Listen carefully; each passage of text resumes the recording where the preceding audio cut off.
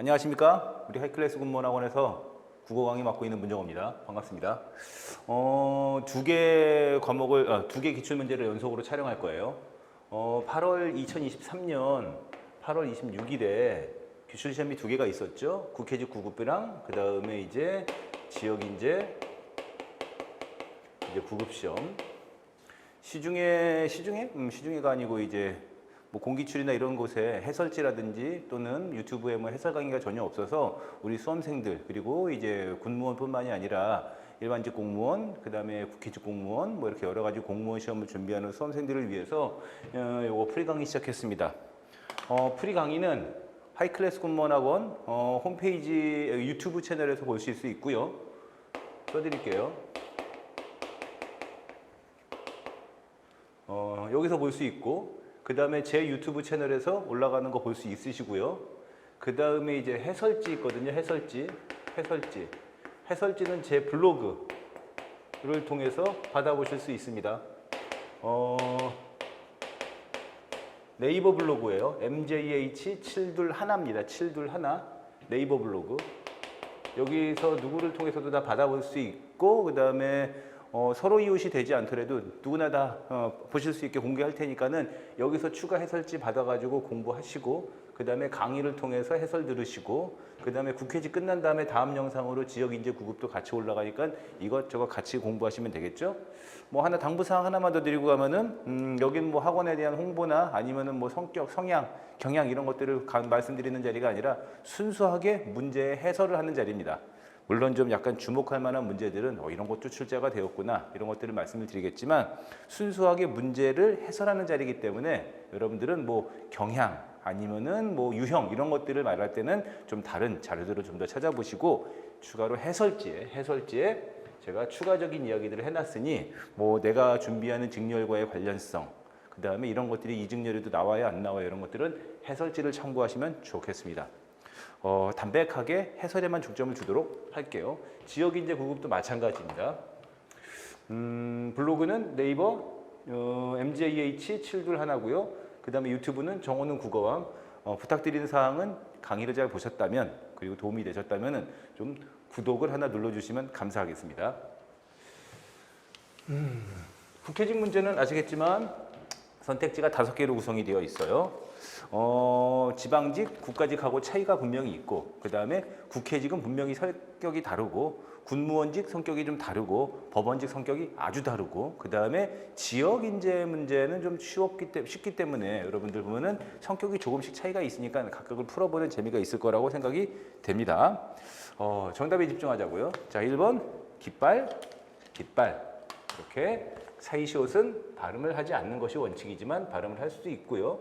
그 다음에 사이소리가 있죠? 사이시옷이 있죠? 당연히 뱃머리 맞는 발음이고요. 그 다음에 줄 넘기가 어디 있습니까? 줄 넘기로 유음화되어야겠죠. 줄 넘기로 표준발음법 제20항에 의해서 니은은 리을로 유음화돼서 발음하죠.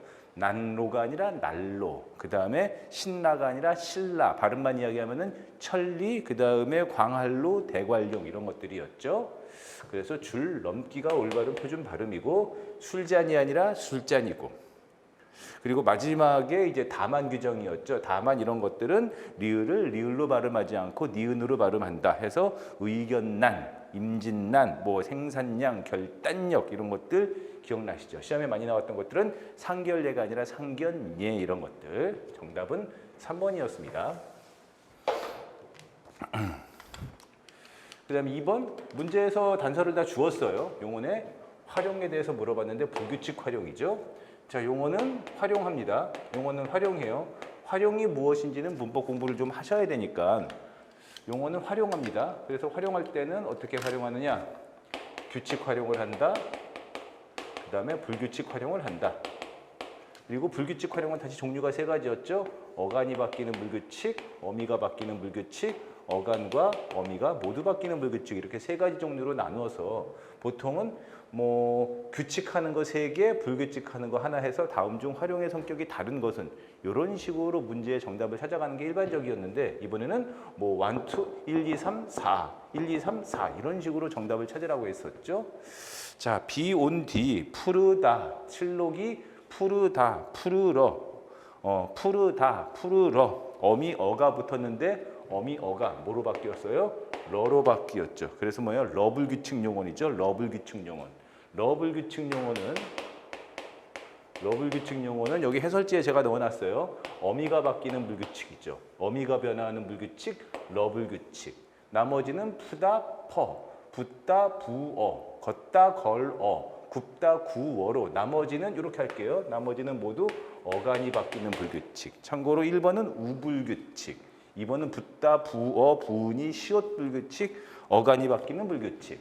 그 다음에 3번은 걷다, 걸어, 디귿 불규칙, 어간이 바뀌는 불규칙. 그리고 마지막에 굽다, 구어는 비읍이 우나 오로 바뀌는 비읍 불규칙, 어간이 바뀌는 불규칙. 이렇게 보시면 되죠.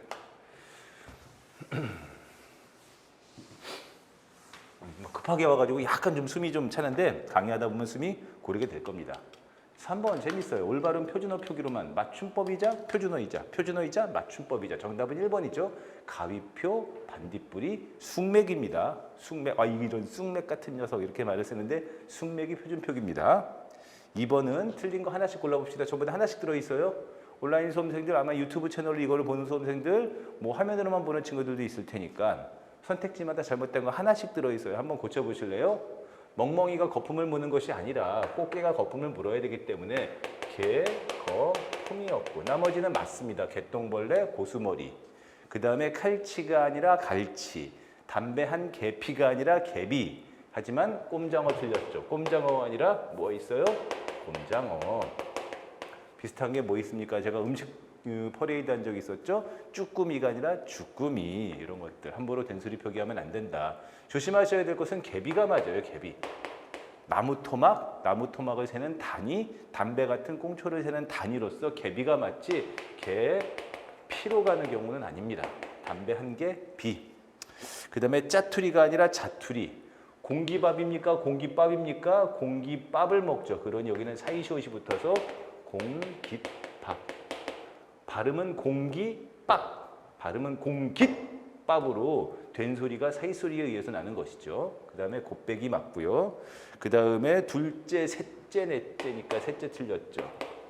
셋째, 넷째로 해서 여기에다가 시옷 붙여서 표기해야 되고 겨우살이 맞고 개펄 맞습니다. 개펄 맞죠. 선택지가 5개라서 좀 시간을 요하는 문제들이라고 볼 수는 있겠지만 어쨌든 4번까지 이렇게 3번까지는 평이하게 갔고요. 그 다음에 4번 이런 것들이 이제 얘네들 그물 놓다, 바가지를 쓰다 이런 것들은 관용적 표현, 관습적 표현, 관용구라고 하고요. 그 다음에 애누리, 새나다, 눕다 이런 것들은 그냥 고유어, 어휘 문제라고 보시면 되고 뭐 표현과 설명이 바르게 연결되지 않은 것은 그랬는데 요즘 공무원 시험 문제 추세를 아주 잘 따르고 있죠. 옛날에는 고유어는 고유어만, 관용어는 관용어만, 또는 순화어는 순화어만 이런 식으로 분리해서 내는 경향이 있는데 요즘은 그냥 어휘로 묶어내는 경향이 많습니다. 금을 놓다, 물건값을 매기다 맞아요. 애누리는 쉽죠? 물건값을 더 많이 부르는, 물건값을 더 많이. 그러니까 애누리 하다 이런 뜻이죠. 세나다는 틀렸어요. 세나다는 돈을 받고 자기의 물건을 남에게 빌려주다 아니고요. 세나다는 물건을 찾는 사람이 많아서 아주 장사가 잘 돼서 막 잘 팔릴 때 그럴 때 세나다 이런 말을 쓰고요. 묵다, 바가지를 쓰다 이런 것들은 뭐 전부 다 맞고요. 여러분들 단어 뜻 그대로 보시면 돼요. 뭐 어휘 공부의 그런 가성비 그 다음에 생산성 이런 거에 대해서는 제가 강의에서 충분히 말을 얘기했기 때문에 여기서는 뭐 이런 걸 어떻게 외워요, 이런 걸 어떻게 합니까 이런 건 지금 말하지 않을게요. 자, 5번 외래어 표기죠. 보통 외래어 표기 하나 또는 로마자 표기 하나를 갖다가 섞어내거나 따로따로 두 개 다 내지는 않고 하나만 내거나 요즘엔 또 잘 안 내는데 국회직 문제는 뭐 예전부터 외래어 표기를 잘 냈고요. 피곤한 거 많이 냈었어요. 하지만은 이번에는 뭐 아주 일반적인 뭐 적어도 공무원 시험을 춘제했다면 시험을 했다면 뭐 그렇게 흔히 어렵지 않게 풀 수 있는 걸로만 냈죠. 난센스, 코냑, 버섯. 꼬냑이 아니죠. 꼬냑이 아니고 넌센스 아니고 꼬냑이 아니고 도너츠 아니겠죠. 도너스로 가야지 맞는 것이니까 3개 모두 맞고요. 아까 앞에서 3번 문제 올바른 표준어 표기와 같이 2, 3, 4, 5에도 틀린 게 하나씩 있어요. 하나씩. X 쳐보고 하나씩 고쳐볼래요? 챔피언. 워크샵이 아니라 워크숍. 머리 고치면 헤어숍. 몸 고치면 바디숍. 그 다음에 비어전이 맞죠. 비어전이에요. 우주스 비어전 이렇게 갔어요. 컨트롤, 알코올이 아니라 알코올, 샤쉐, 셔쉐, 쇼슈시, 플레, 시로 가야 되는 거지. 프레시 안 되고요. 그 다음에 캐리커처, 센티멘털로 가야 됩니다. 센티멘털로 가야 되는 거예요. 센치멘탈도 안 되고요. 센치멘탈도 잘못 썼고, 그 다음에 멘탈도 잘못 쓴 거예요. 우리가 보통 더 멘탈을 조심해라, 멘탈이 강해야 된다는 것도 잘못된 표현으로서 멘털로 써야 됩니다. 멘털로. 컨테이너 맞고, 그 다음에 조심하세요. 카스테라가 아니라 카스텔라, 이거 맞는 표기예요. 앙코르 맞고요. 그 다음에 프리젠테이션이란 아니라 나머지는 맞습니다. 프레젠테이션이 올바른 표기이다. 이렇게 되면 외래어 표기가 됐죠. 이런 식으로 국회직 문제도 그래요. 보면 앞에 시작할 때 이렇게 단답형 문제를 쭉 깔고 가죠. 그리고 여러분들이 이제 6번 문제를 뚝 보시고 어이구야 하겠지. 9급이 이래도 되는 거야? 아니 9급이 이래도 되는 거예요? 배신하는 거 아니야? 막 이렇게 얘기를 할 텐데 글쎄요. 이 뒤에 시조가 또 나오는 것도 있지만 일단 여기서 주목할 만한 것은 이따가 이 뒤에 시조 묶어낸 문제도 그렇지만은 한자에다가 도금 달아주지 않았어요. 이런 것들 조심하라고 했기 때문에 한자 공부하셔야 되겠고, 그 다음에 이제 공무원 시험 준비하는 수험생들 참 이렇게 시조를 시조로 묻고 시를 시로 묻는 것, 이런 것들 그냥 보면은 참 부담스럽죠. 어쨌든 시감상 할 수 있어야 되겠고요. 너무 외우고 암기하는 것보다는 감상에 중점을 둬야 되죠. 사설 시조예요.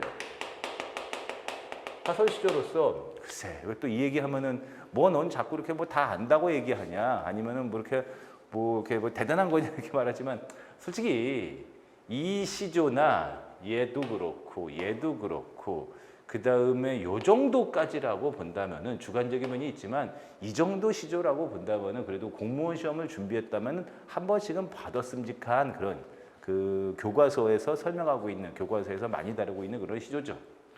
두꺼비가 바리를 물고 똥 위에 치다라 앉았어요. 제가 해설지에다가 추가 설명해놨습니다. 작품 설명. 건너쪽 산을 바라봤더니 백성골이 서 있는 거야. 그러니까 여기서 백성골이 제일 무서운 존재. 지금 두터비가 파리를 물고 있으니 파리가 지금 가장 약한 존재. 그리고 두꺼비는 백성골보다 무서워요. 백성골을 무서워하니까 가슴이 끔찍하여 풀떡 뛰어내렸다가 두어 마리 똥 아래 자빠졌죠. 그러니까는 여기서 가장 높은 존재, 가장 무서운 존재, 그 다음에 가운데는 두꺼비, 파리는 뭐예요? 가장 낮은 존재인데, 두꺼비는 백성골을 무서워하고 있으니 백성골이 직접적으로 두꺼비를 탄압하지는 않았어요. 그냥 지가 보고 무서운 거니까. 근데 두꺼비는 파리를 물고 있죠. 그래서 보통 이렇게 여기서는 두터비는 두꺼비예요. 두꺼비하고 파리가 있는데 얘가 만약에 백성이라고 한다면은 두꺼비는 파리를 수탈하는 무슨 뭐 탐관오리? 이렇게 보통 해석하는 것이 일반적이죠.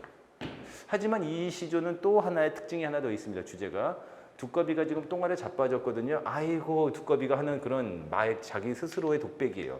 날쌘 나였기에 망정이지 피멍들 뻔하였다라고 해가지고 뭐 허장성세 찾아보십시오. 허장성세 허세 부리는 거죠. 뭐 이런 뜻도 담겨 있다라고 해서 하나의 작품에 하나의 뜻만 있는 것은 아니니까. 자, 문제가 뭘까요? 백성골이 두꺼비에게 해줄 수 있는 말. 야 인마 허세 부리지 마. 또는 뭐야? 조심 좀 해. 너 그러다 나한테 혼나. 아니면은 너무 수탈하지 마. 이런 식의 복합적인 말을 해줄 수 있거든요. 2번이 맞죠.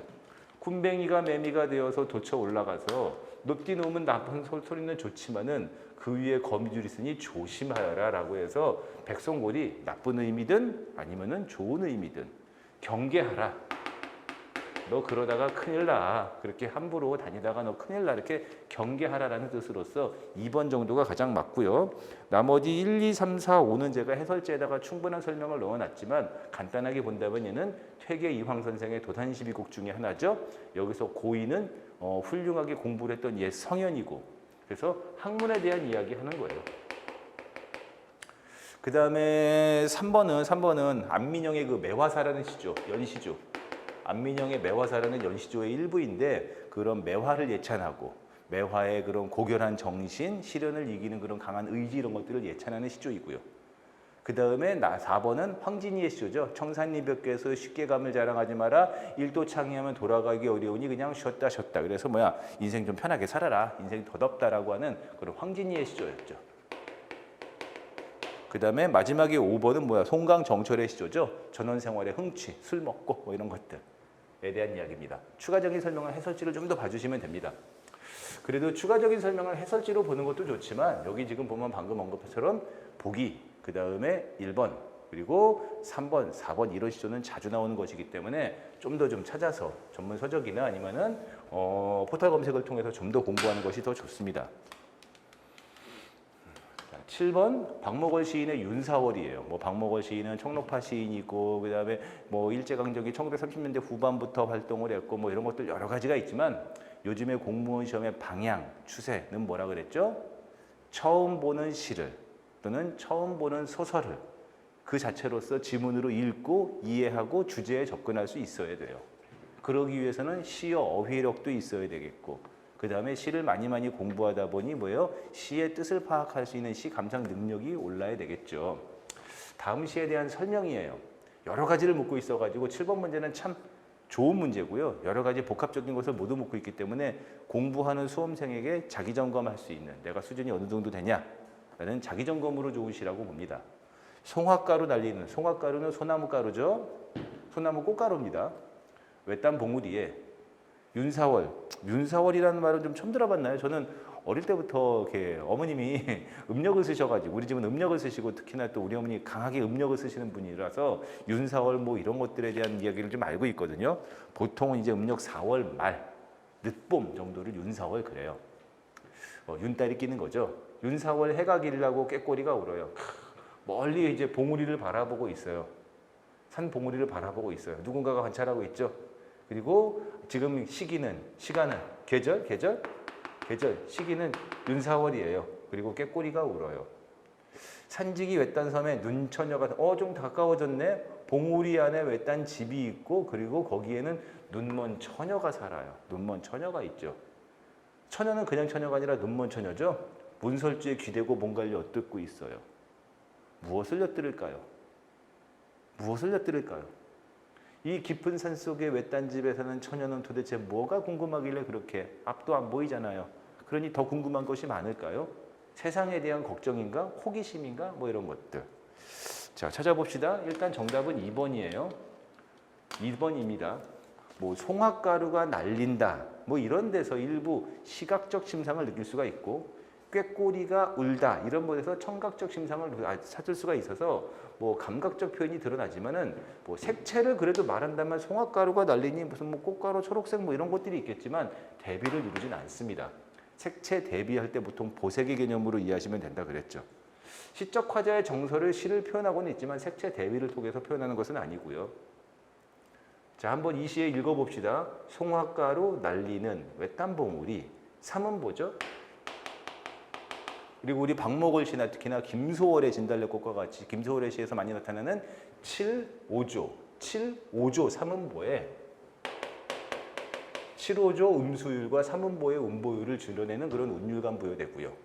그 다음에 특정 시어 뭐 윤사월이나 뭐 송화가루다, 뭐 꾀꼬리 이런 걸 통해서 계절이 봄임을 알 수가 있고 외부 세계에 대한 그런 눈먼 처녀의 호기심을 나타낼 수 있고 그 다음에 멀리 보고 있는 원경이었다가 가면 갈수록 근경으로 시선의 이동에 따른 시상 전개가 드러나지요. 시조도 좋고 그 다음에 설명도 좋습니다. 반드시 주목해야 될 거 제가 강의 중에 정말 많이 강조했는데 이렇게 뭐라고 있어요. 비문학에서 그 다음에 순서 맞추기 문제 정말 괴로운 문제예요.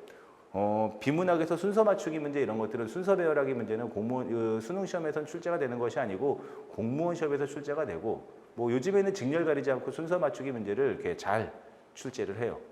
그 중에서도 이 국회직 문제는 아시는 분들은 아시겠지만은 상반기 때 8급을 추냐 시험 보고요. 그다음에 하반기 때 넘어오면 하반기는 아닌지 이제 한 여름으로 넘어오면 9급을 보통 봅니다. 9월 초에 보죠. 그래서 8급, 9급 모두 마찬가지로서 이 비문학 순서 배열하기 문제는 국회직 문제에서 아주 좋아요. 무조건 한 문제, 많으면 두 문제씩. 이번엔 두 문제 냈거든요. 자주 출제하고 있기 때문에 제가 그랬지. 이 순서 배열하기 문제를 좀 집중 연습을 하고 싶다면은 국회직 문제를 다운받아서 좀 풀어보시면 좋다. 그리고 이 순서 배열하기 문제를 어떻게 접근할 것이냐, 어떻게 보면은 연습을 하면 좋을 것이냐는 우리 하이클래스 군문학원 그 홈페이지에 보면은 비문학 그 제가 10강 특강 올려놓은 거 있어요. 교재만 구매하면 누구나 다 들을 수 있거든요. 거기에 집중적인 연습, 그다음에 어떻게 공부할 것인지에 대한 다양한 설명을 다 해놓았습니다. 수능 비문학, 그다음에 공무원 비문학의 차이점, 그리고 비문학은 1년 동안 어떻게 계획을 갖고 공부해야 될지, 지문을 어떻게 읽고 문제를 어떻게 분석할 것인지, 어떻게 읽어야지 시간을 줄일 것인지 이런 것들에 대한 다양한 이야기를 10강을 통해서 해놨으니 누구나 다 들을 수 있거든요. 학원에 전화하셔서 홈페이지에 신청하시면 됩니다. 자, 한번 보자고요. 가나다라는 말을 논리적으로 보는데 저는 지금 미안하지만 화면 안에 이게 PPT 화면 안에 한 장이 다 안 들어가기 때문에 여러분들은 그 프린트로 같이 보시면 돼요. 비문학의 순서 맞추기 문제는 첫 번째 뭐 하라? 무조건 문제를 인식하라. 그리고 두 번째 선택지부터 가는 거예요. 선택지부터. 여기서는 지금 선택지부터 글의 시작이기 때문에 보면은 가가 1, 2, 3이고 라가 4, 5번이라서 가로 시작해도 되고 라로 시작할 수도 있어요. 다시 한번 이 글의 시작은 가로 시작할 수도 있고 라로 시작할 수도 있는데 가를 읽어보고 라를 읽어보면 알겠지만 라의 내용이 뭐라고 되어 있어요? 한국의 성별 격차가 큰 것은 국가와 사회가 여성에게 계속 일할 수 있는 환경을 제공하지 못했기 때문이다라고 한국의 성별 격차는 국가와 사회의 문제점인 것을 지적하고 있죠. 최근에 여성가족부 통계를 보면 이것을 갖다가 통계를 통해서 추가 증명 제시하고 있는 거죠. 그러니까 이거는 이 글은 일반적인 글이라면은 가를 통해서 시작해도 되고 라를 통해서 시작하지만 여기서 지금 선택지가 가냐 라냐 둘을 놓고 봤을 때 얘는 뭐예요? 그러니까 라가 가보다 앞설 수밖에 없어요. 왜냐하면은 가는 라의 내용을 통계를 통해서 구체화, 세부 설명한 것이기 때문에 그런 얘는 가부터 갈 수가 없습니다. 이런 식으로 비문학 순서 맞추기 문제, 순서 맞추기 문제에 대해서 제가 다양한 방식으로 접근하는 방법을 모두 얘기했고 순서 맞추기 문제 유형도 되게 세부적으로 나뉜다 이런 것들을 제가 강의를 통해서 설명했으니 따라 보시면 좋겠습니다. 그 다음에 라 다음엔 가가 이어지는 것은 여기 여러분들 선택지의 내용에서 어쩔 수가 없는 거니까 그대로 가시면 되고 그 다음엔 나냐 다냐라고 봤을 때 여기서는 나가 맞지요. 가 다음에는 나가 맞지요. 직장을 그만두었다. 직장 여성이 출산과 육아를 위해서 이렇게 이어받고 있기 때문에 가 다음엔 나가 맞습니다. 나머지는 해설지를 좀 더 참고하면 좋으니 4번으로 가는 것이 좋겠죠. 해설지는 제가 이렇게 출제하고 이렇게 출제된다. 미안합니다. 이렇게 내용을 이어가는 것이고 이렇게 이어가는 것이 맞다는 가상의 상황까지도 모두 설명을 해놨죠. 그래서 이렇게가 맞습니다. 9번. 다음 글의 특징으로 옳은 것은 했어요. 글의 특징? 글의 특징? 글의 특징? 선택지를 먼저 한번 봐가지고 눈치를 챘다면 이게 무슨 글이냐. 글의 종류를 골라봐라 이런 거죠. 우리가 보통 글이라고 한다는 것은 뭐 있어요? 실용문과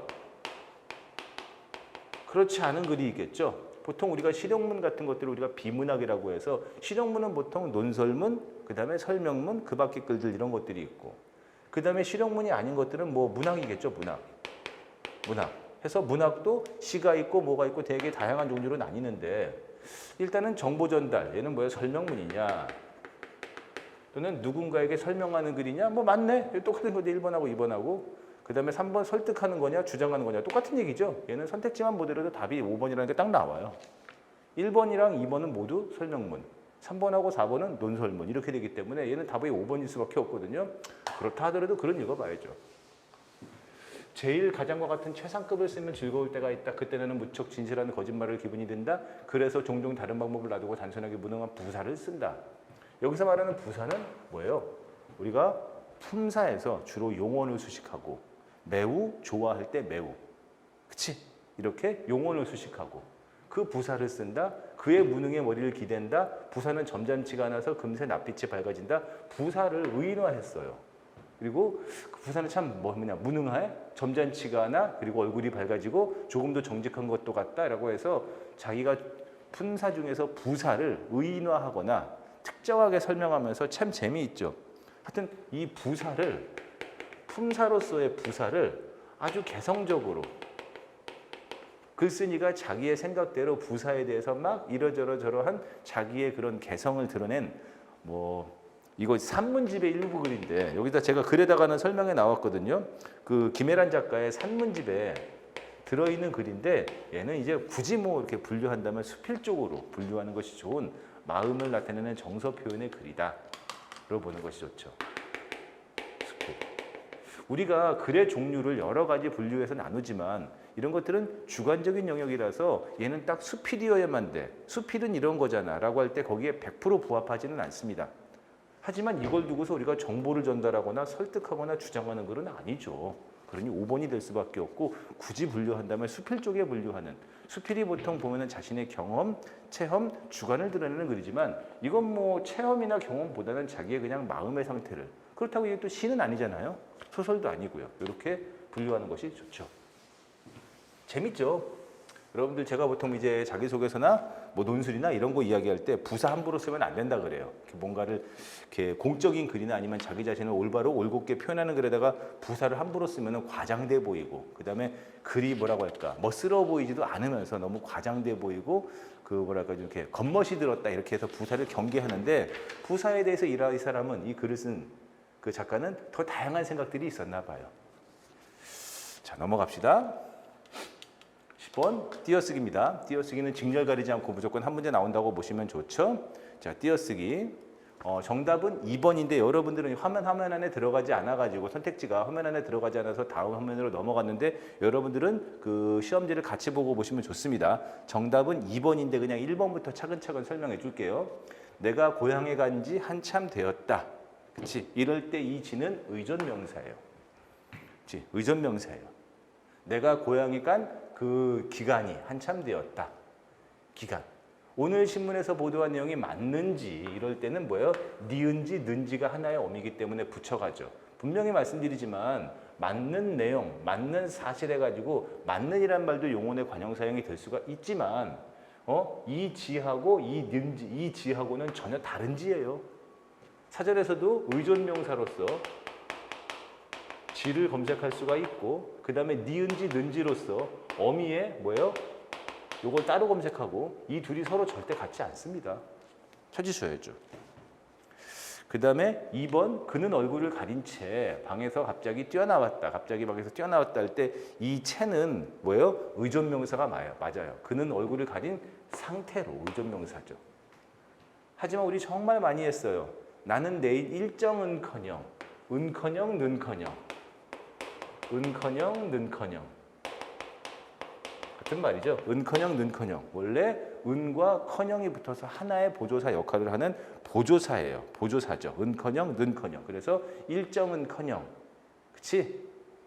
이런 식으로 모두 붙였어야 됩니다. 정답은 2번으로서 채가 의존명사라는 설명은 맞지만 커녕이 의존명사라는 설명은 틀렸고 커녕은 여기서 은과 커녕이 붙어서 하나의 보조사 역할을 하는 보조사다. 그래서 붙였어야 된다. 이렇게 가야 되죠.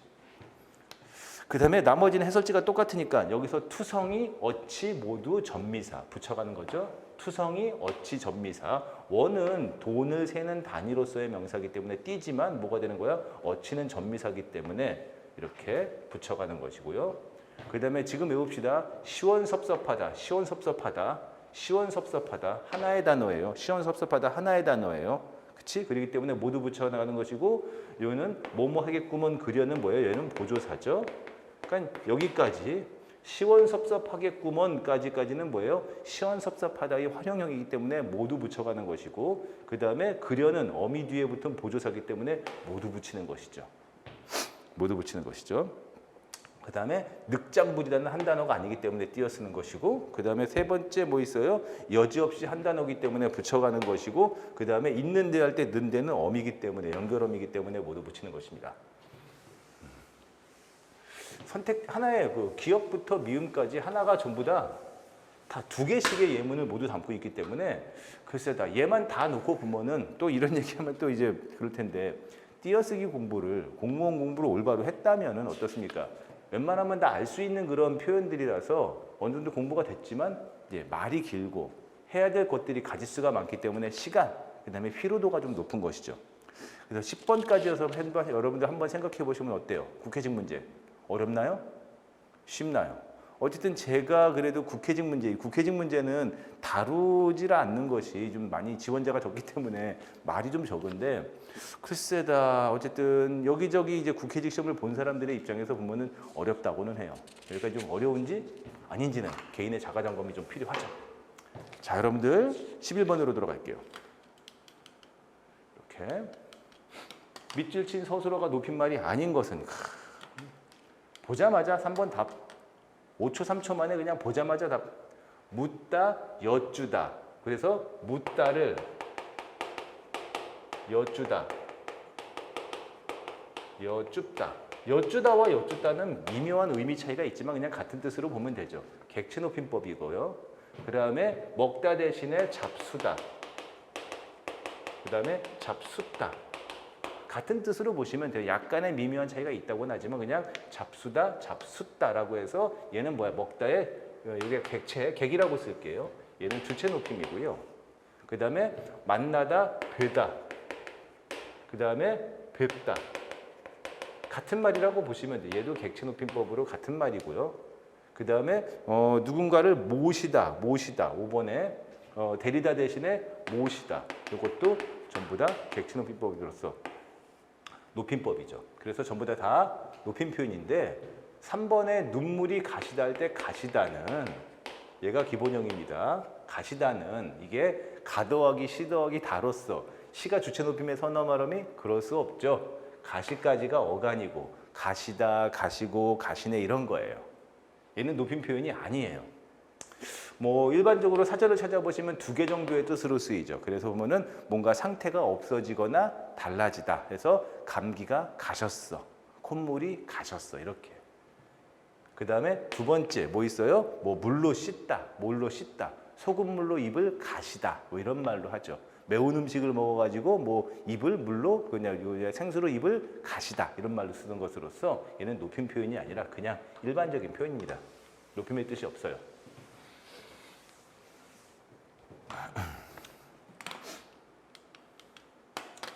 12번 반드시 꼭 부탁드립니다. 12번, 13번에 들어있는 백석에 흰 바람벽이 있어는 해설지를 꼭 봐주시기 바랍니다. 이게 시가 좀 길고 특히나 이 백석이 1930년대 이때 활동했던 시인인데 이 이북 쪽 사투리가 많아요. 뭐 어딨냐? 이북 쪽 사투리가 많아요. 이게 뭐 떼글은 그치? 뭐 시퍼러둥둥하다. 이런 식의 사투리가 많기 때문에 여러분들 제가 이 사투리라든지 어휘에 대한 설명 뭐 떼글은 쉬다 그 다음에 뭐 입대 개포 뭐 이런 이지막하다 이런 말들에 대한 제가 단어 뜻도 넣어놨으니 꼭 같이 보시면 좋고 그 다음에 뭐 백석 시는 아시겠지만 뭐 여승을 중심으로 고향 이런 시들이 공무원 시험에 많이 출제가 되기 때문에 공부하시면 좋죠. 그리고 특히나 여러분들은 많이 하시는 뭐 나와 나타샤와 흰 당나귀 이런 것들도 이 백석의 이 흰바람벽이 있어는 매우 좋은 시고 좀 시가 길지만 어렵진 않아요. 내 가난한 늙은 어머니라고 했으니 시적 화자는 나죠. 오늘 저녁 이 좁들한 흰 바람벽에 이렇게 어쩐지 쓸쓸한 것만이 오고 간다. 지금 방 안에 있어요. 그리고 방 안에는 바람벽이 있어요. 바람벽. 뭐 바람을 간신히 막을 만한 그런 벽? 근데 이 사람은 굉장히 쓸쓸해요. 쓸쓸하죠. 이 흰 바람벽에 희미한 15쪽 전등이 지치운 불빛. 지쳤어요. 불빛을 내어던지고 다 떼글은 다 낡은 무명적자스가 어두운 그림자를 쉬고 떼글은 무명샤스. 아마 뭐 가난한가? 아니면 힘겨운 노동을 했나? 어두운 그림자를 쉬고 또 달디단 따끈한 감주나 한 잔 먹고 싶다는 생각. 이 사람은 지금 너무 힘들었거든요. 이 사람의 마음속의 소망은 따끈한 감주 한 잔 먹고 싶었어요. 그리고 외로운 생각이 헤매인다. 외롭죠. 흰 바람벽에 기대고 있는 거예요. 그런데 이것은 또 웬일인가? 흰 바람벽에 내 늙은 어머니가 있다? 흰 바람벽에서 누굴 보는 거예요? 어머니를 보는 것이죠. 어머니가 직접 보이는 게 아니라 환영입니까? 아니면 이게 스크린입니까? 아마 어머니를 떠올려 보는 것이죠. 같이 있었던 어머니를 떠올리고 그 다음에 어머니를 추억하고 어머니를 상상하겠죠.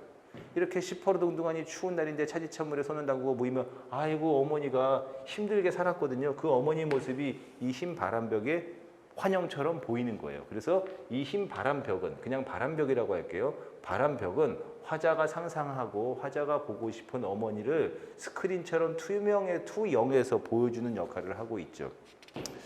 넘어가면은 이따가 문제 거기 13번 문제를 풀기가 어렵기 때문에 여기 넘어가기 전에 왜냐면 밑줄이 있잖아요. 1번 기억은 현재의 공간 맞아요. 하지만 여기 지금 리을미 비읍이 없지만 비읍은 현재의 공간이 아닙니다. 화면 넘어가서 설명해 드릴게요. 3번 니은하고 디귿은 쓸쓸한 감각적 표현 맞죠. 니은하고 디귿은 지금 쓸쓸한 표현을 갖다가 쓸쓸함을 뭐 시각적 표현이나 아니면은 뭐 어쨌든 따끈한 감정이니까 미각과 이런 것들 감각적인 표현을 통해서 대신하고 있고요. 그 다음에 리을 원망하는 대상 아니에요. 지금 보면은 4번 일단은 거기 3번에 디귿 시옷 했는데 시옷은 없죠. 미각적 이미지 드러나죠. 그 다음에 시옷도 있으니까 시옷은 이따가 넘어가서 얘기합시다. 그 다음에 리을은 원망 아닙니다. 원망 아니에요. 국어의 특징이에요. 지문이 길다 보니까 한 화면 안에 다 안 들어가죠. 자, 또 사랑하는 내 사람이 있다. 사랑하는 사람, 그냥 사람이라고만 쓸게요. 사랑하는 사람을 또 흰 바람벽에 투영하듯이 떠올리고 있어요. 그러니 어떻게 되는 겁니까? 미음. 리을은 화자가 원망하는 대상이고 13번에 4번 선택지. 미음은 그리워하는 대상이다. 그렇지. 13번에서는 미음은 화자가 그리워하는 대상이다. 이 설명은 맞지만 리을은 화자가 원망하는 대상이다. 이거 틀렸죠. 어머니를 원망하지 않죠. 4번도 틀렸고 13번은 2번이 답이고. 또 내 사랑하는 어여쁜 사람이 어느 먼 앞댁 조용한 개포가의 나지막한 집에서 그 지아비와 마주 앉아 대국국을 끓여 먹고 저녁을 먹는다라고 할 때 비읍은 과거의 공간이 아니에요. 지금 흰 바람벽을 통해서 화자가 상상하거나 그러면 추억을 떠올리는 것이거나 뭐 이렇게 말했기 때문에 무조건 과거의 공간이라고 말할 수가 없어요. 그냥 흰 바람벽을 통해서 화자가 상상하는 것이니 얘는 현재도 과거도 미래도 아니고 모르겠어요. 얘는 그냥 지금 생각하는 거예요. 현재가 맞나? 뭐 이렇게 상상하고 있는 것이니까. 그래서 1번도 틀렸고요. 그 다음에 3번에 시옷 미각적 심상 맞죠? 대국국을 끓여놓고 먹으니까. 그리고 어느 사이인가 흰바람벽에 내 쓸쓸한 얼굴을 쳐다보며 이러한 글자들이 지나간다. 자, 생각하는 거지. 나는 이 세상에서 가난하고 높고 외로웠고 슬프게 살아가도록 태어났다. 이 세상을 살아가는데 가슴은 너무나 호젓한 것으로 슬픔으로 가득 찼다라고 해서 자기 현실을 받아들이고 있어요. 나는 너무 슬프고 괴롭고 아프게 태어났다는 것을 자기 현실을 받아들이고 있거든요. 이따가 12번 문제 매우 어려웠어요. 매우 어려웠어요.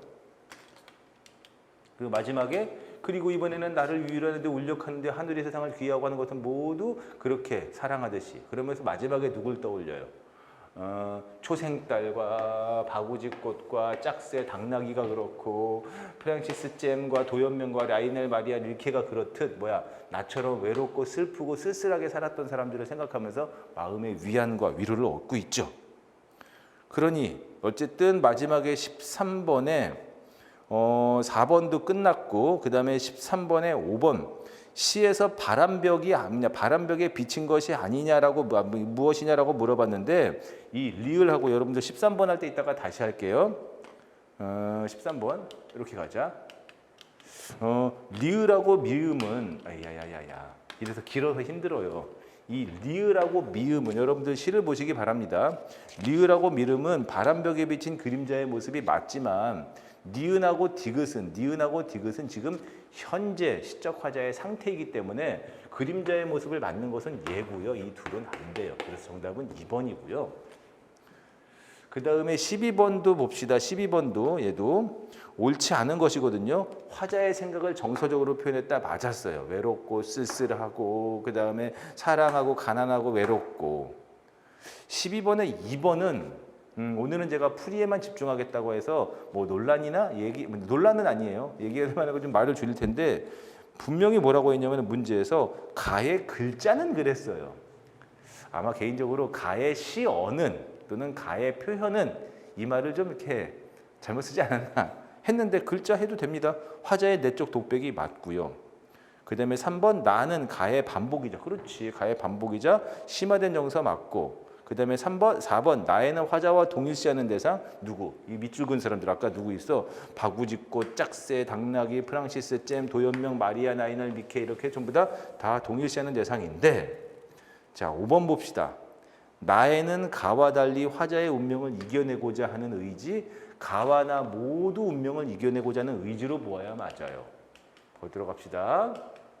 분명히 나는 이 외롭고 쓸쓸하고 괴로움을 이들을 생각하면서 이겨내려는 표현이 맞고 아마 가를 보면서 그렇지 않다고 상상할 수 있는 사람이 있는데 잘 봐요. 나는 이 세상에서 가난하고 외롭고 높고 쓸쓸하고 살아가도록 태어났고 그리고 이 세상을 살아가는데 여기서 보면 뭐야? 자기의 아프고 현실을 운명적으로 인정하고 있죠. 그리고 내 가슴은 너무도 많이 뜨거운 곳으로 호젓한 곳으로 사랑으로 슬픔으로 가득 찼다. 삶이 힘드니까 슬픔으로 가득 찼지만 사랑으로도 가득 차 있음을 인정하고 인식하고 있어요. 이것은 뭐예요? 자기 아픈 현실을 인식하고 그래서 그것을 인정하고 있고 그것을 긍정적으로 수용하고 있다. 이렇다는 측면에서 가와 나 모두 화자의 뭐예요? 현실 극복 의지라고 말할 수가 있죠. 그렇기 때문에 뭐 나에는 달리라는 말이 틀렸어요. 정답은 요게 요게 틀렸죠. 그렇지? 운명을 이겨내고자 하는 의지는 가와 나 모두 있다고 보는 것이 올바른 설명입니다. 요거 조금 어려웠어요. 그리고 요거 글자라는 말 가의 시어는 가의 시 표현은 가의 시 구는 뭐 이런 식으로 말을 바꿔야지 문학을 출제하는 맥이라고 볼 수 있겠죠. 좀 시간 길어졌죠? 그 다음에 14번. 얘도 좀 주목할 만한 문제예요. 이런 거 조심해야 돼요. 이렇게 시작할 때 한 문장이 들어있죠? 그러면 얘는 바꿀 수가 없는 거기 때문에 얘 다음에 이어갈 내용이 무엇인지를 찾아야 돼요. 그렇게 봤을 때 가가 2개요, 나가 하나요, 선택지에 라가 2개로 되어 있죠. 얘가 있기 때문에 그래서 예를 들어 똑같은 모두 가능하지만 가가 뭐예요? 처음에 이 문장이 뭐였어요? 한 사회가 공동체로 유지되고 발전하는데 필요한 것 중에 하나는 사회 구성원 간의 의사소통이라서 이 내용을 이어가는 뭐예요? 얘가 되어야 돼요. 라가. 요거 해설지에다가 제가 자세한 얘기 붙여놔서 좀 더 읽으시면 좋은데 이 문장이 있기 때문에 얘로 이어져야 돼요. 알겠죠? 의사소통 수단의 중요성을 얘기하는 라로 이어져야 돼요. 그리고 재밌는 게 라로 이어지는 내용이 4번하고 5번이 어때요? 라 다음에 가하고 나가 똑같죠. 4번하고 5번 선택지가. 결국에는 마지막에 다 마냐 마 다냐의 문제인데 요거 재밌는 게 여기 나 다음에는 한번 글 보시면 돼요. 다가 올 수도 있고 마가 올 수도 있어요. 다가 올 수도 있고 마가 올 수도 있는데 이거 읽어보시면 알아요. 또 지역이 같더라도 영별 사회 집단 차이로 인해서 같은 뜻을 지닌 이 마 다음에는 다가 와야 돼요. 마 다음에는 다가 와야 돼요. 마 다음에는 다가 오는 것이 맞고 그 다음에 한 번 더 좀 더 본다면은 나에 보면은 지역에 따라 팽이를 지역에 따라 그 형태가 조금씩 다르게 쓴다라는 것을 나에서 설명했기 때문에 그 내용을 이어가는 요 내용이 또 이어지는 것도 맞기 때문에 요 흐름은 여러분들 5번 선택지로 가는 것이 맞습니다. 다시 한번 순서 맞추기 문제, 순서 배열하기 문제는 이거보다 긴 설명이 더 필요하거든요. 긴 설명이 필요한데 제가 앞에서도 강조점을 둔 것도 있고 국회직 문제의 중요성을 언급하는 것도 있으니 꼭 국회직 문제를 다운받아서 풀어보시는 것이 좋고 그 다음에 그 전에 비문학에 대한 접근법을 설명하고 있는 제 거 비문학 왕 교재의 그런 흐름을 한번 꼭 강의를 들어보시는 것이 매우 좋습니다.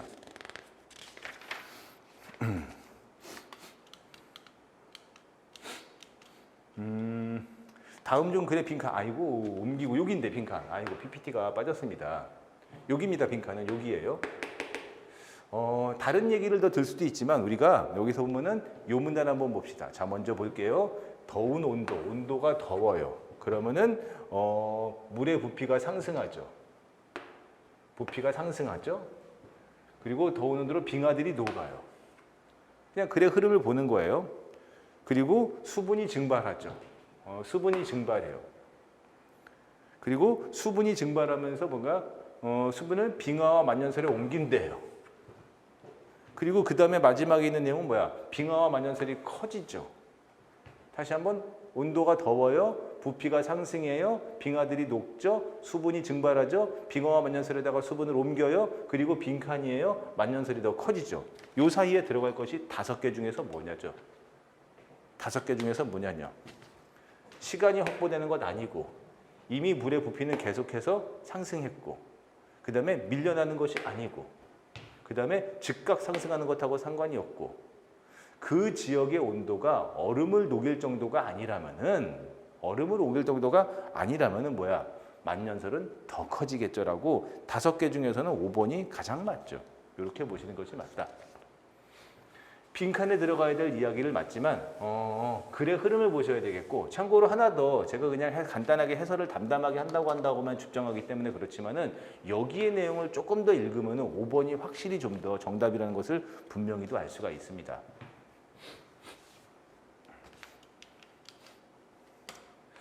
참 재밌죠? 제가 그랬죠. 공무원 시험의 출제 방향, 경향은 뭘까? 수학능력 시험은 분명히 출제 방향, 경향을 매년마다 살피고 이야기하고 교육부를 통해서 이야기하고 그다음에 뭐 있어요? 모의고사를 통해서 밝히는데 공무원 시험 문제의 출제 방향은 뭘까? 없어요. 하지만 제가 정말 많이 말씀드리는 거 최근에 공무원 시험의 출제 방향은 밝힌 건 없지만은 그래도 출제가 하고 있는 걸 보면은 참 느낄 수가 있죠. 그냥 다음 중 합성어 아닌 것, 파생어 아닌 것 이런 식으로 내도 되는데 예전하고 달라졌죠. 옛날에는 그냥 합성어냐 파생어냐 찾아봐라 라고 얘기하면 되는데 이렇게 대화 상황을 읽게 만들어요. 비문학이어도 좋고 대화 상황이어도 좋고 화법이죠. 또는 작문 상황이어도 좋아요.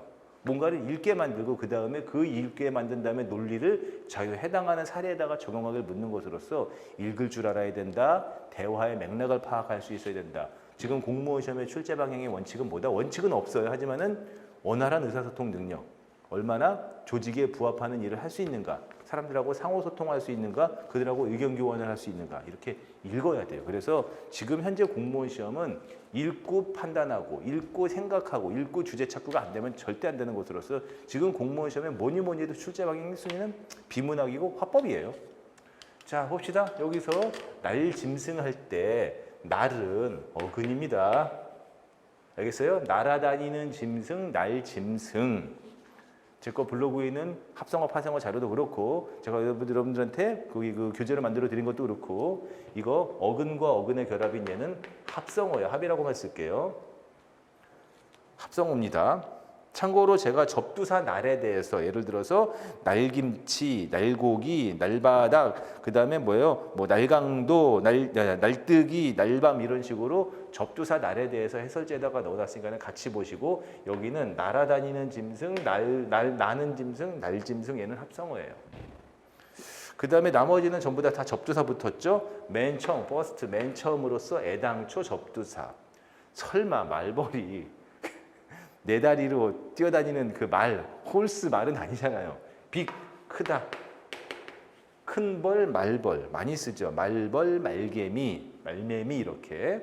그 다음에 아무것도 없다, 다른 것이 없다. 맨, 접두사죠. 뭐 맨눈, 맨다리, 맨땅, 맨발, 맨주먹 이렇게 쓰고요.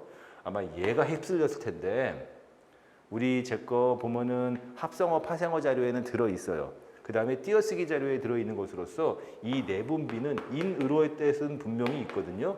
인으로 뜻은 분명히 있지만 여기서 이 내는 접두사예요. 접두사. 그래서 내분비 파생어예요. 예를 들어서 내분비, 내출혈 이런 것들은 전부 다 내가 접두사예요. 어근이 아니에요. 장소를 뜻하는 것이 아니라 그 해당하는 상황을 뜻하는 말이기 때문에 여기서 접두사로 쓰여야 되는 거예요. 조금 어려웠죠. 고전문법 꾸준히 냅니다. 고전문법 꾸준히 내요. 그 공무원 수험생들 중에서 보면은 고전문법을 나는 안 할래 하는 사람이 있는데 고전문법도 안 하고 한자도 안 하고 고전문학도 안 하면 도대체 뭘 하는지 모르겠어요. 17세기 이후 국외음만 나타났어요. 맞아요. 보면은 펴다, 펴디가, 펴지 이런 식의 표현이 나오는 거 보면은 17세기 이후 국외음은 나타났고요. 이번 많이 설명했어요. 본래 세종대왕님이 한글을 처음 창제하셨을 때 모음의 기본 중심자였던 아래아는 원래 본래 발음이 있었거든요. 오와 아의 깊은 중간 발음으로서 깊이 들어가는 발음이 있었지만은 현대 국어에서는 갈수록 다 사라졌고요. 제주방언에서 일부 나타난다고 이야기는 해요. 그 다음에 3번 객체높임법이죠. 3번 객체높임법. 보통 뭐 삽 또는 잡, 반침, 잡. 이런 객체높임법은 상대 높임에 뭐뭐하여 습니다. 뭐뭐였습니다. 이런 식으로 변화해 나갔다는 것이 일반적인 설명입니다.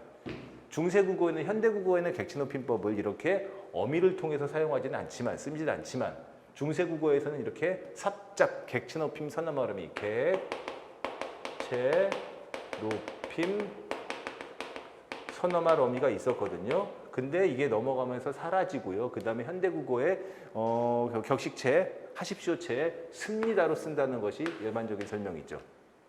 그 다음에 주격조사는 원래는 물론 이를 이런 식으로 형태 변화해서 쓰긴 했지만은 17세기 근대국어 이후에 주격조사 가가 나타나기 시작했고요. 5번은 뒤바뀌었어요. 5번은 뒤바뀌었어요. 자, 받침에 대해서 설명해 봅시다. 받침 중요한 거죠. 받침 15세기 중세 때는 원칙은 뭐였습니까? 원칙은 종성, 부용, 초성이었죠. 하지만은 뭐예요? 실제 사용에서는 그냥 사용이라고 할게요. 실제 사용에서는 소리 나는 대로 적는 것을 원칙으로 삼았기 때문에 팔종송법에 따라 적었어요. 팔종송법에 따라. 팔종송법 받침 설명해 봐야지. 여기 설명이 있으니까 기역, 니은, 디귿, 리을, 미음, 비읍, 시옷, 옛니응이었죠. 그러다가 17세기 이후 근대국어로 넘어오면서 뭐예요? 받침을 사용하는 것이 표기 사용하는 것이 여기 사용이라는 말보다는 표기가 좋겠다. 왜 이 말이 안 떠올랐지?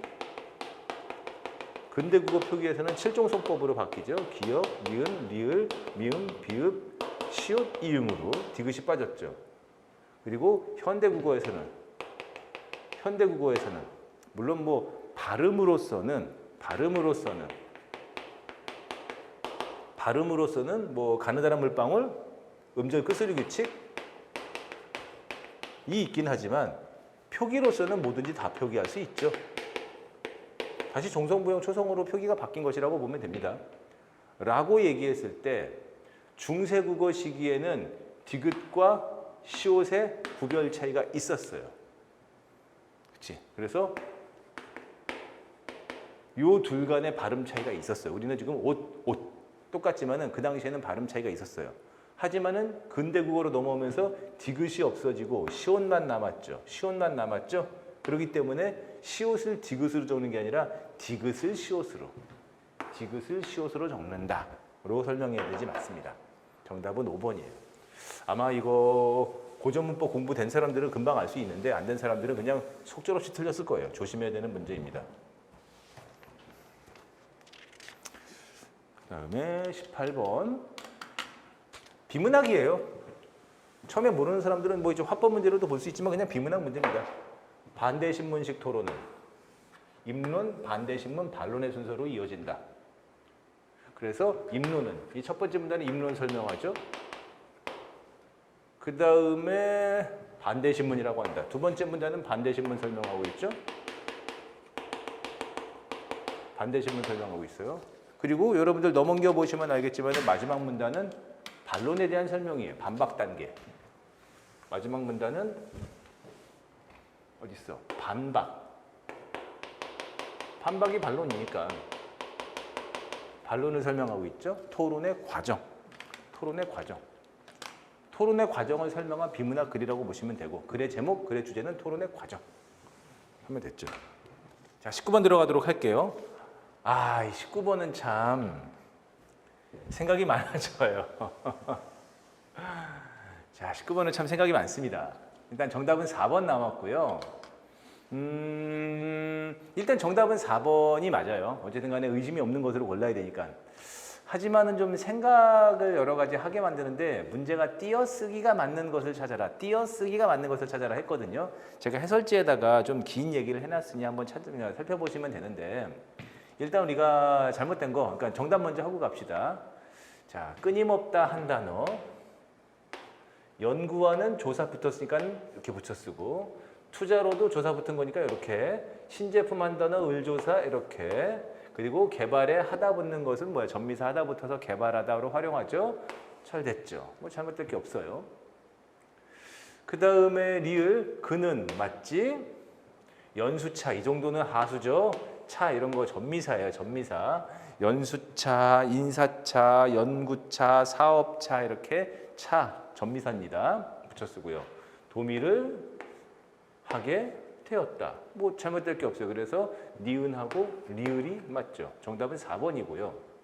일단은 기억은 할 얘기가 조금 있으니까 디귿하고 기억을 보자고요. 그와 결혼을 결심한 것 정도는 의존명사니까 이 정도 띄는 것 정도는 뭐 고수라고 볼 수는 없어요.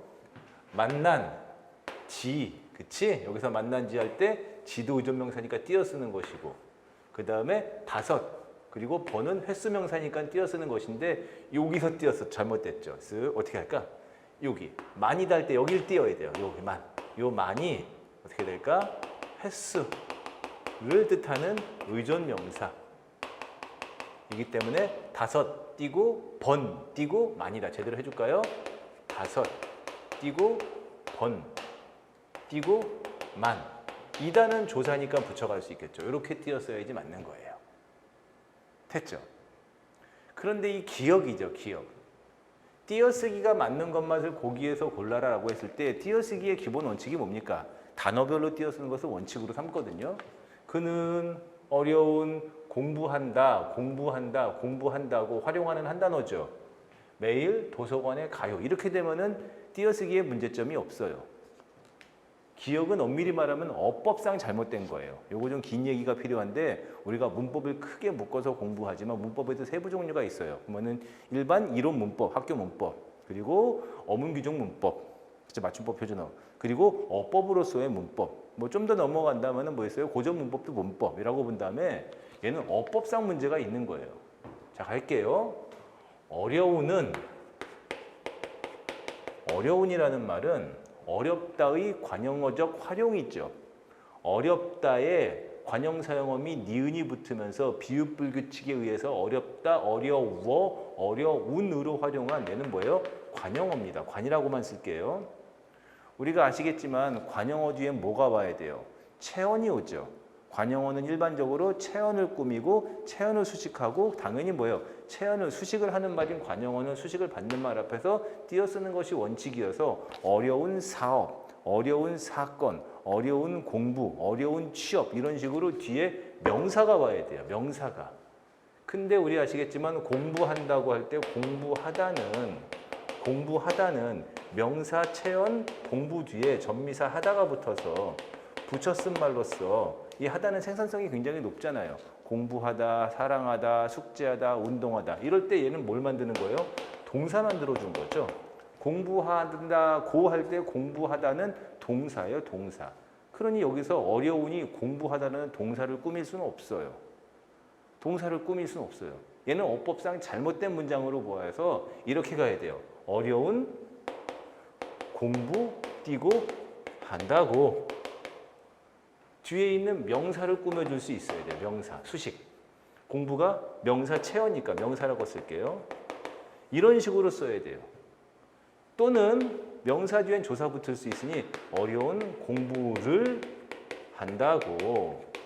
이렇게. 저는 여기서 이제 어려운 공부한다고 할 때 어려운 공부를 명사 구로 볼 수도 있고 얘는 명사 구의 형태로 와야 되는 것이고 또는 뭐예요? 어려우니 명사를 꾸며서 명사고 조사가 생략된 공부를 한다고 이렇게 가도 되는 것이죠.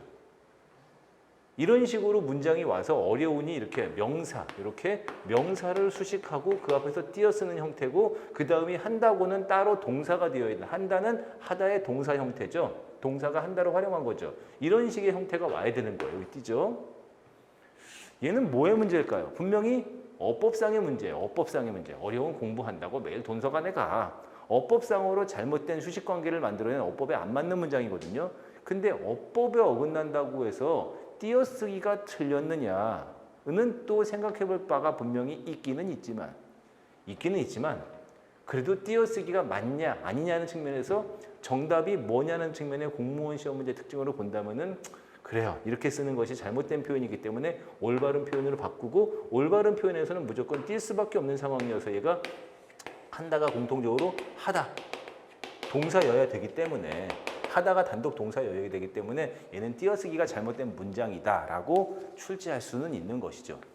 글쎄 뭐 이걸 뭐 이의제기? 난 이의제기 할 것까지는 없다고 봐요. 잘 낸 문장이라고 해서 잘 만든 문제를 보고 원래 공무원 시험은 특성이 좀 있으니까 뭐 더러운 것도 아니에요. 이 정도 문법적 지식은 있어야 된다고 보는 것이죠.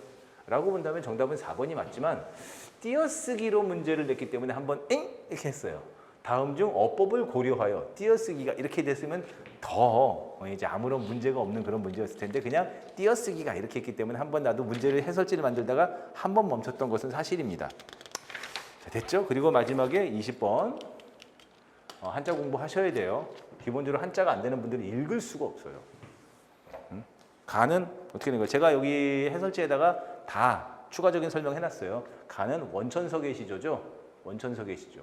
그 다음에 나는 정도전의 시조고 그 다음에 다는 마지막에 뭐 있어? 얘는 길제의 시조로서 셋 중에 공통점, 셋들의 공통점은 동일한 역사적 사건인 고려의 고려가 망했어요. 고려라는 나라가 이제 이제 역사적 수명을 다했죠. 동일한 역사적 사건을 다루고 있는 건 맞아요.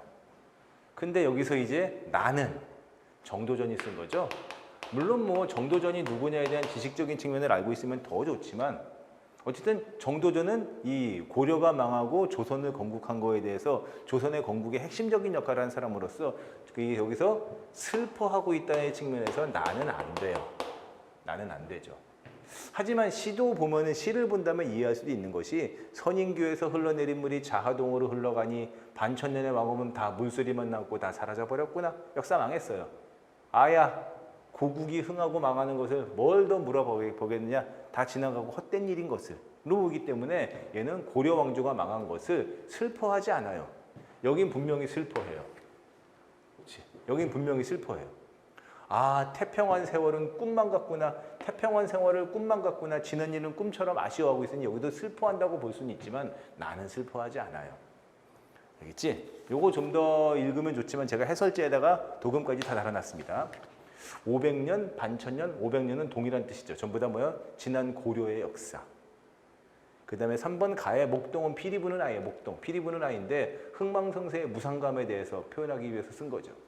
500년의 왕업이 목동에 피리소리만 남아있구나. 피리소리에 끝났구나. 피리소리에 붙여있구나. 석양이 지나가는 계기, 눈물 겨우면서 그 인생 무상과 그 지난 역사의 허망함을 보면서 슬픔을 느끼는 것. 부처신이 깃들어 있으니 무엇하리노는 무엇하겠는가 이런 식으로 언제런 뜻. 해석의 문제죠. 해석의 뜻도 제가 되어 있지만은 고전시가 해석은 여러 차례 강조했어요. 그리고 5번 얘네들은 전부 다 시조죠. 시조에 대한 설명 전부 다 5번입니다. 자, 어때요 여러분들? 좀 힘들으셨나요? 어려우셨나요? 여러분들 문제에 대해서 잘 판단을 하시고 그 다음에 궁금한 사항은 제 블로그 MJH721 네이버 블로그로 오시고 그 다음에 영상 이왕이면 좀 유튜브 영상 보시면서 좋아요 한 번만 좋아요는 필요 없어요.